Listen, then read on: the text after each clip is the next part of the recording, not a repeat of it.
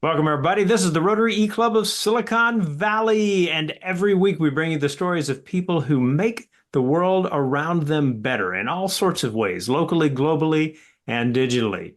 We are particularly impressed when that focus on what's possible in terms of service, whether it's innovation, entrepreneurship, education, some combination of those, something totally different but interesting as well, is something that has taken a particularly creative turn. And we are especially honored to have as our guest tonight, as it turns out, Mechai Viravaidya. He has been doing work in Thailand for decades to first bring creative approaches to family planning that has proven remarkably successful, translating that work into all kinds of strong efforts to reduce the effects of the AIDS crisis in the 90s and which resulted in an incredible reduction in infection rate. He brought this same energy and insight to microcredit and entrepreneurial possibilities for people in rural parts of Thailand, and then brought that same creative spirit to education with the establishment of the Bamboo School in 2008. This is just a small portion of the many wonderful things that occupy his bio. You are welcome to pause this podcast as you might be listening to it, or this video if you are on our YouTube channel or our SiliconValleyRotary.com page, and read the entire thing. But it is our extreme honor and pleasure to have with us a true visionary in the creative service department, Mechai Viravaidya. Thank you so much for taking your time, and we welcome you to the Rotary E-Club of Silicon Valley. Well, a very warm welcome to Thailand, from all the Rotarians in other parts of the world. I'm really honored and delighted to share some time with you by talking about a school as a gateway for social and economic advancement in surrounding communities. There's so many schools around the world which are not being used to make humanity a better place. So this is just one of them. So we started our work 50 years ago, and then the Bamboo School 15 years ago. And so it's a school to create social and economic empowerment in surrounding communities. And you can see that they have a Hasbro sign, because Hasbro has been very helpful in getting us to keep on running many things in the school and many other organizations. So we want to make our school a genuine and lifelong learning center for all members of the community, not just only for the students. So teachers and students are also trained to be multi-purpose community development workers. And our development strategy is to work through the teachers, the students in the school, into the villages, and then into the households to get them going. So we take care of 15 villages amounting to about 6,000 people. So the Bamboo School also has life skills and occupational skills, in addition to the academic skills of a regular education institution. So the objective of the school, it's a secondary school, is to foster good, honest citizens and change makers. We have enough corruption around us around the world. And all 180 students are boarders from different parts of the country, including some from Cambodia, Laos, Vietnam, and Myanmar. And this is the world's largest bamboo geodesic dome. All Americans would know, Buckminster Fuller, the design of it all. But there are bigger ones in America and the rest of the world, made of steel. But made of bamboo, this is the largest one.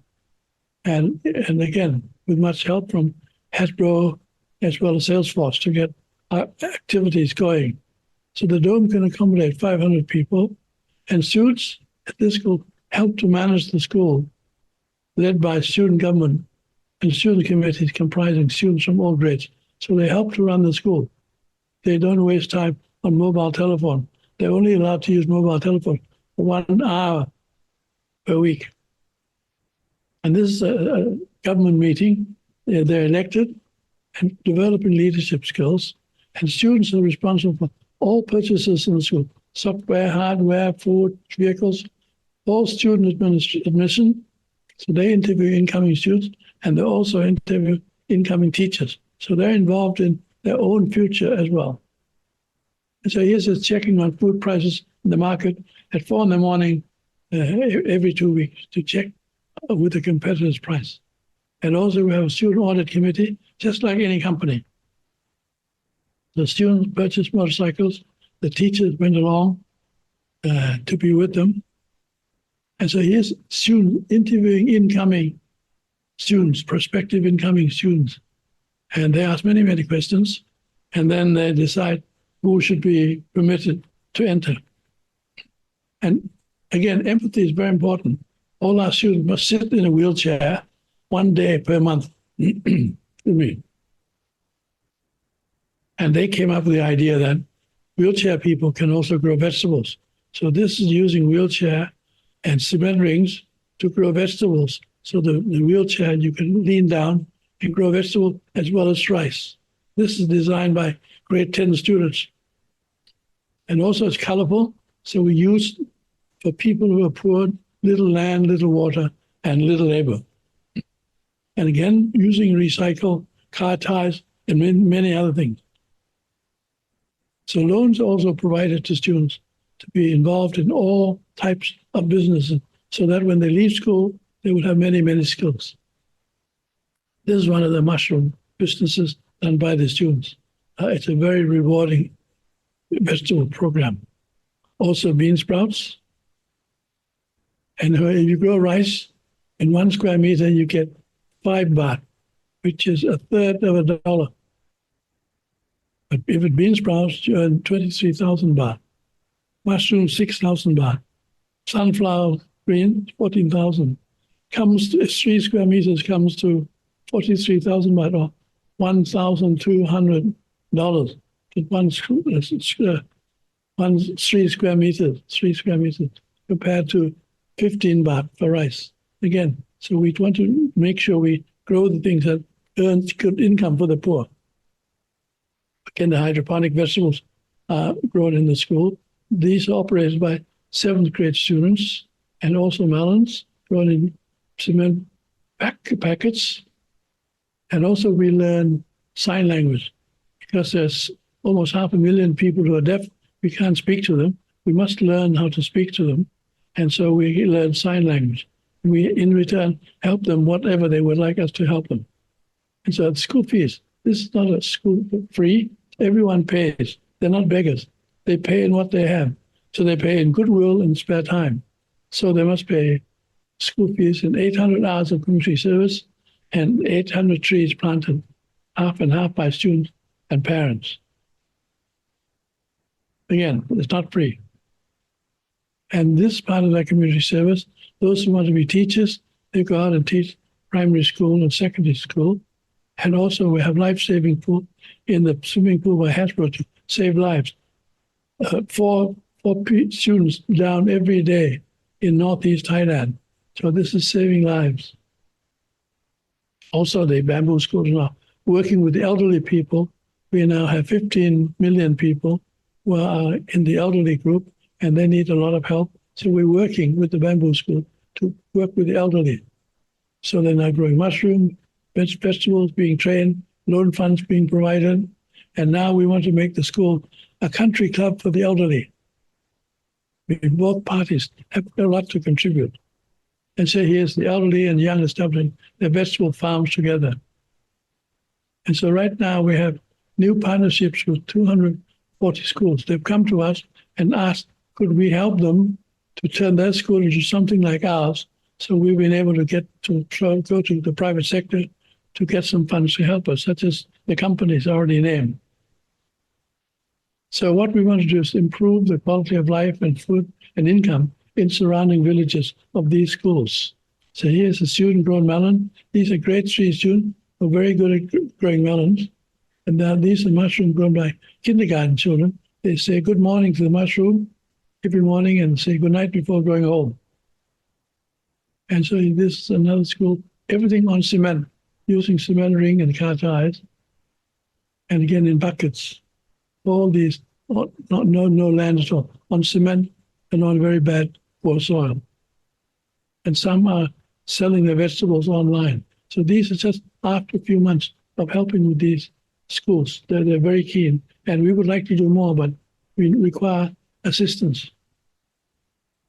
And we're also helping schools for children in wheelchairs. So now they're growing vegetables from wheelchairs based on our model. And so that when they get home, after they finish school, graduate from school, they have a chance to grow vegetables from wheelchairs. And even in hydroponics. So now the students are thinking how to help people who aren't so happy about life. So they have to help them. And so they're growing mushroom in a beach umbrella. And these are deaf students who now achieved excellent standards in growing this sort of vegetable to be sold to special mushroom shops and pork shops. And so here's a pavilion, a Salesforce pavilion, which has been a great help to us. And here now temples, we're knocking the temple. This is the abbot of the temple, he's very keen. So now the temple land is being used free of charge for the elderly to grow vegetables. So they grow vegetables on free land, free water, free electricity. And there are 40,000 temples in Thailand, so we can do so much. We have 33,000 schools. We can also do so much. So here's an example that we can expand in many, many countries. Now they're growing, these are the vegetables. The elderly come to the temple, they're very happy because they get to meet friends. So they're happy to come, and the temple's getting more and more people coming in. So all the temples all green with vegetables. And also growing vegetables in coconut fibers. We don't need any soil. So it's a good demonstration plot for other people. And this is growing vegetable on tables to raise away from floods. Floods can't reach it, so the table is high, and elderly people don't have to bend when they do vegetable. And so behind is the table you can see. And students in our school are now working with the temple to help build accommodation, because some of the people, some of the women who are living alone in the villages need to be together. So we're building rooms for two in the temple. And so they will stay there, they will have food from the temple, healthcare from the local health center, and be with friends to grow vegetables. So they're contributing. So this is probably a very good end to elderly life, to be in a happy place. So this is being copied by many other temples, and we hope to be able to help more. And so these are the students helping to build, and now the work in progress should be finished within about a month. And this is what the rendition from the artist looks like. So the other one is food and income security for people in hospitals. They have elderly people in hospitals who are sick, but who are also poor. The hospital asks us to take care of the poor, and we'd help them to grow vegetables at home and vegetable farm at the hospital itself. Here's a vegetable farm beginning at the hospital. It's now green. The vegetables come out, and the bean sprouts come out every 3-4 days, mushroom every day, so that it's constant income for the hospital and for people to buy and people to sell, and they can come to the hospital and learn how to grow vegetable as well as getting some treatment for sickness. And so here's a picture of produce from the hospital. Top left is the director of the hospital, and the rest is of the people buying and selling at the hospital. So this has now become good. We have 7,000 of these health centers. And again, it's another way of reaching out to the community. So you have in school, 32,000, you have temples, 40,000, and you have hospitals, about 7,000. So this is a way of adding to rural community development by getting the community involved. And so we've had some people come. We have the BBC and the PBS American has come out twice to interview the school and the people, and it's on record. And so basically, we believe that you can do many, many things through the school into the community, be it in education, lifelong learning center, agricultural schools, business skills, loan fund, empowerment, healthcare, elderly care, environment, anti-corruption, youth activities, reduce inequalities, and even early child development. So all these things can be done through the school. And the United Nations has been very kind to us and said that we are doing most of the 17 Sustainable Development Goals, but we tell them that's not enough. We have 4 additional. 1 is empathy and sharing. 2 is rule of law and democracy The third is honesty and no corruption. But if you don't get rid of corruption, the poor will always be there. And the other one is family security. Take care of your own family. Don't expect the government to take care of your security. So these are the four things we have added. And so as a result, this is what the UN has said about the bamboo school, and we hope that they will not change their mind. And so in the US, we have a 501c called the Population Development International PDI, which is a charitable organization, tax deductible. If anyone's interested in contributing in any way or finding out more about it, please do so. We'll be very happy to listen to you.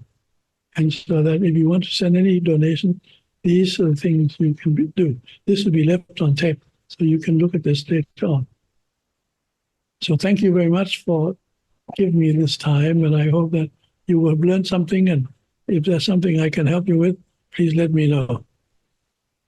Mechai, that's amazing. I love the creativity that you bring to the work that you do, both with the school and with the other elements of your long history of service to the community. One of the themes that comes through so strongly in your work is the theme of partnerships.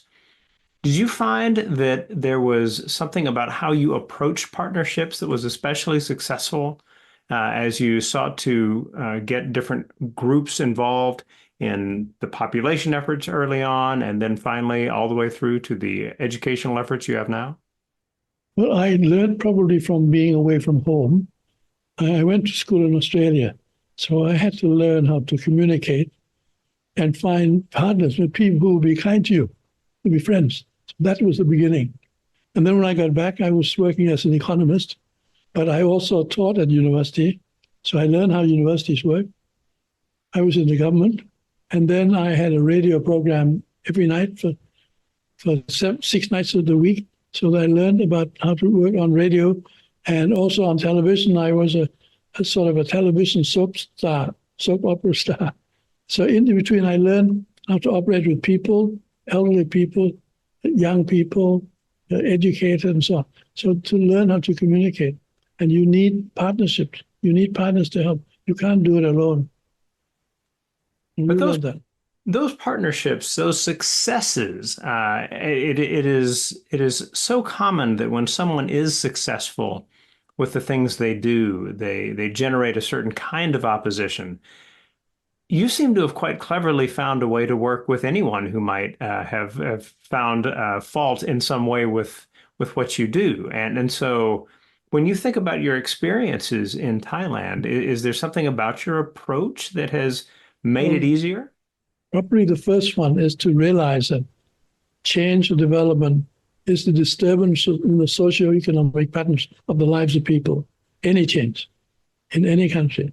So recognize that and slowly work behind it. Never argue with somebody who says no. Take no as a question, not as an answer, and go back to them. Maybe you didn't explain it well, but don't give up. Don't, and also, where possible, use humor. If they laugh with you, it's very difficult for them to be against you. So these are the things. Give them time and let them have a say.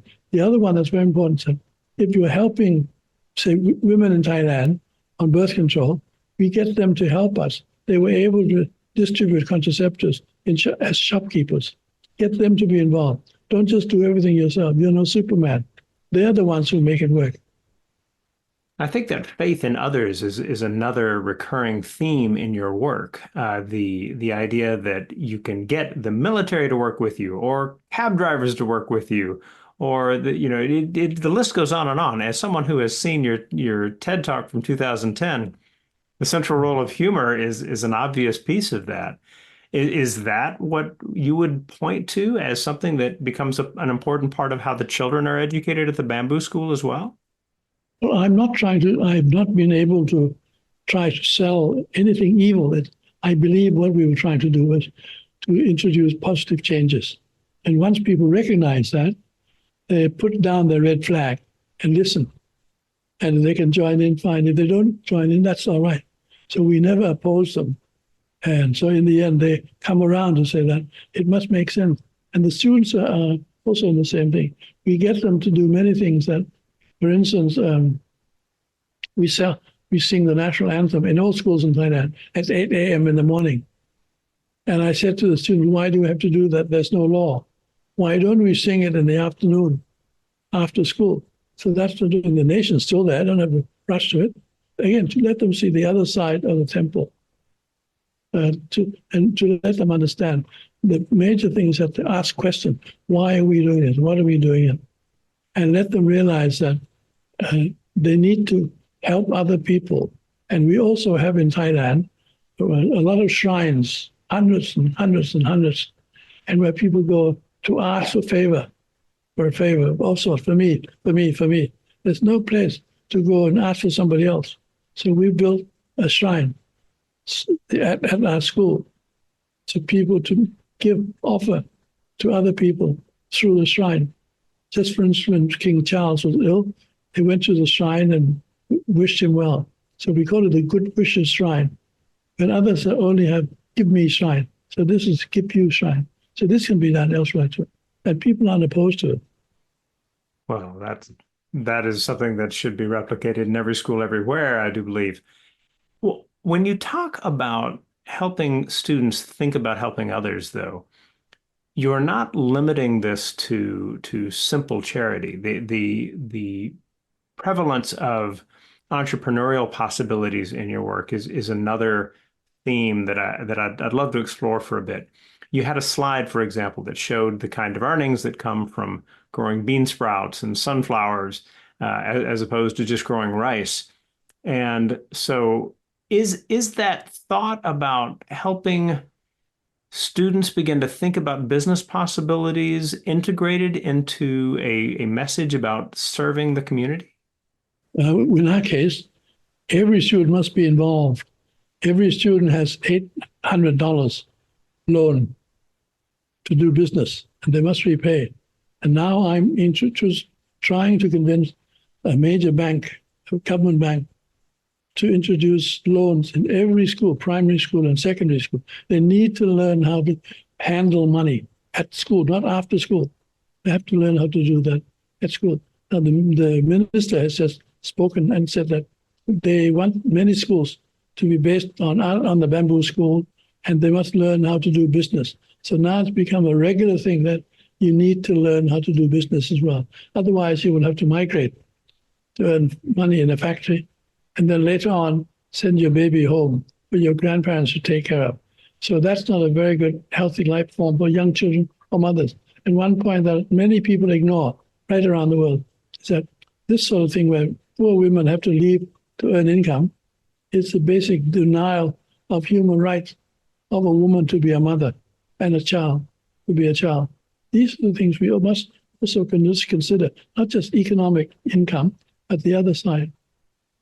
In thinking about the success of getting students to think about business possibilities, is there something that you do at the Bamboo School, that your team does, your faculty does, that would be the complicating piece for having that become part of what happens at other schools? So it's one thing to make funds available to students for loans and help them understand what's expected. What kind of training would teachers need at other schools in order to be able to replicate the success of the Bamboo School? The first one is I teach them first that what is a business? Business, you have to have something for sale, and you have to have, therefore, the raw material. So I start out bananas. So you can sell bananas, you buy it for a certain price, you sell it for a higher price, and you get a margin. But you can go in and buy at a better price, they're not exploited, and then sell at a cheaper price and still make a good profit. Now that is a business, I call it the business of sharing. But so that if you go from banana, and then next one, why don't you fry the banana, process it, put it in honey, the next one. And then finally, why don't you grow some banana trees? So it's bit by bit by bit. So that's the first one. And the other one, we send them to the market to take a look, to see how people are doing it. So you don't learn it from any other school, you learn it at the market. And so they go to the market and they get the people in the market to explain and then, can you please help to train us? And they're very happy to do that. And then we have the loan fund for the students to do the business. They're doing also a solar panel water pumps for the villages and other schools. We're also doing solar panels, small ones, as torches, and also for solar chargers. They made this and sent this to Nepal during the earthquake. And this was the only thing that could be used to charge mobile telephones. This came from the students. They started doing it. So these are the things. And the students, they have no limited imagination. It's the adults that's the problem. And they're terrific. Give them a chance. And they will do well, and they're happy about it. And also the other one that I really would like to start is to have a small school and pay the students for coming to school.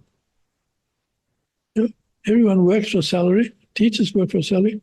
Why don't we get the children to see what would be the difference in the attitude toward learning? You get paid for learning.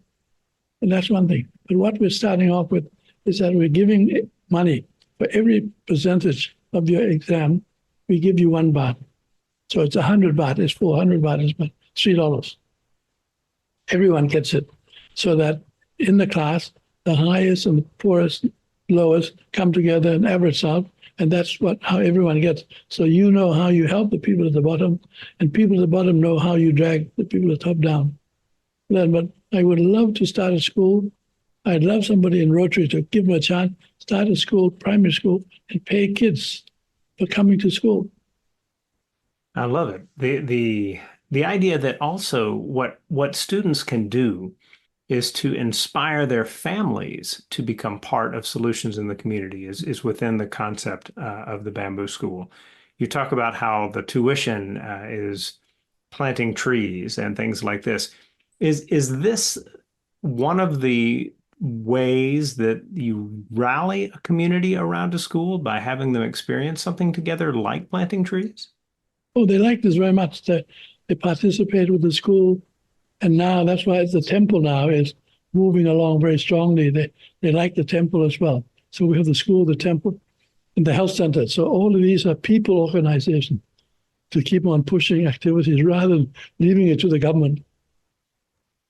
Well, clearly, the students have the opportunity to be inspired to do interesting things. Their academic experiences involve the kinds of things that others might not get a chance to do until after they've gotten to college or beyond.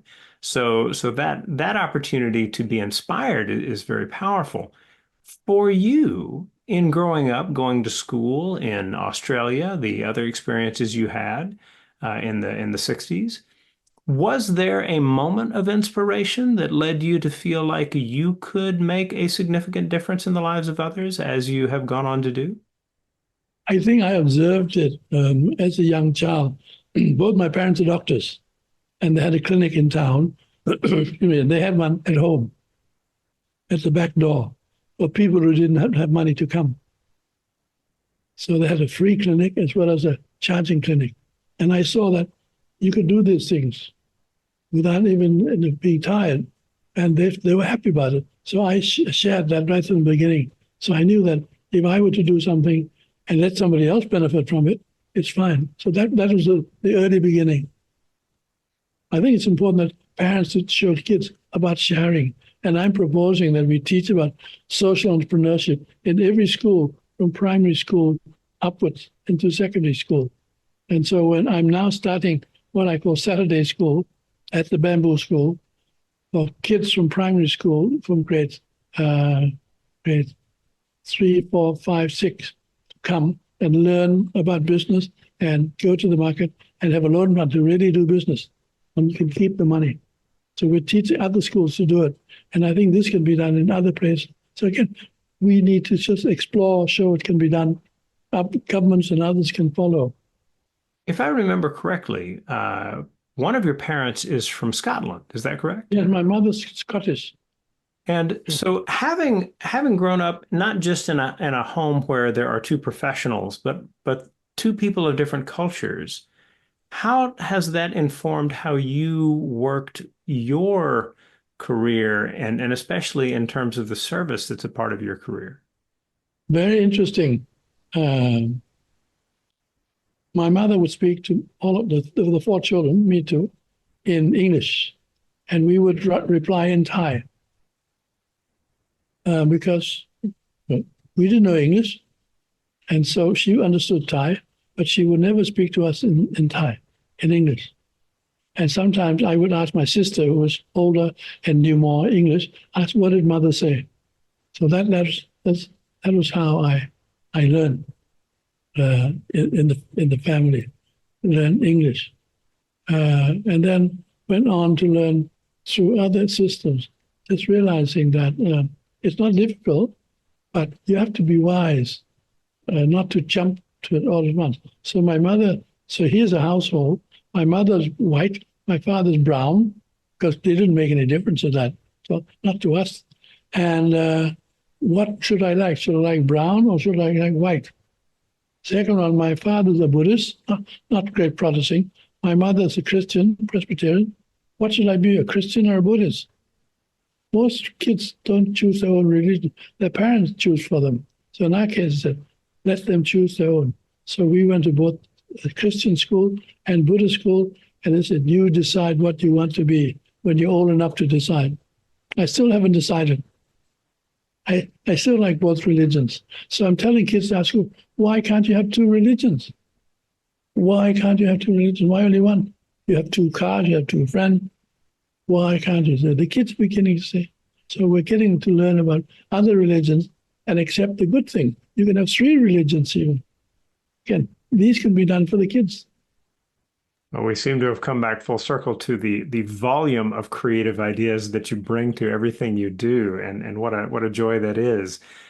My name is Rushton Hurley. I am in San Jose, California, and I am proud to be part of Rotary.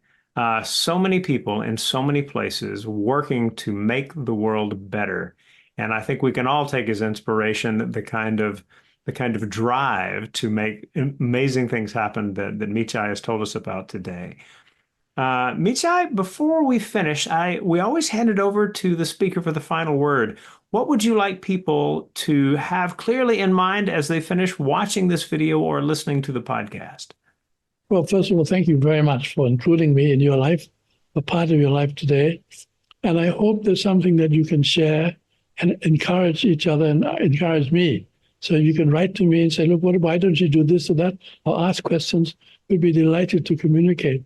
And if there's anybody there who's interested in wishing to join us in providing a better quality of life of people in our part of the world and the Bamboo School and what we're doing to explore the development of activities, we'd be delighted to work with you and be very grateful for any assistance that they can offer.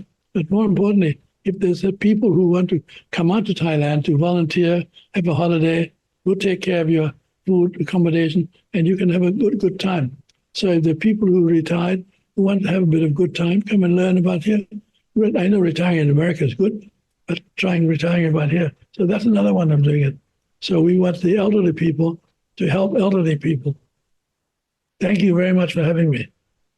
Absolutely our pleasure. Thank you, everyone who has taken your time to watch or listen to this program, and we will see you next week. Thank you.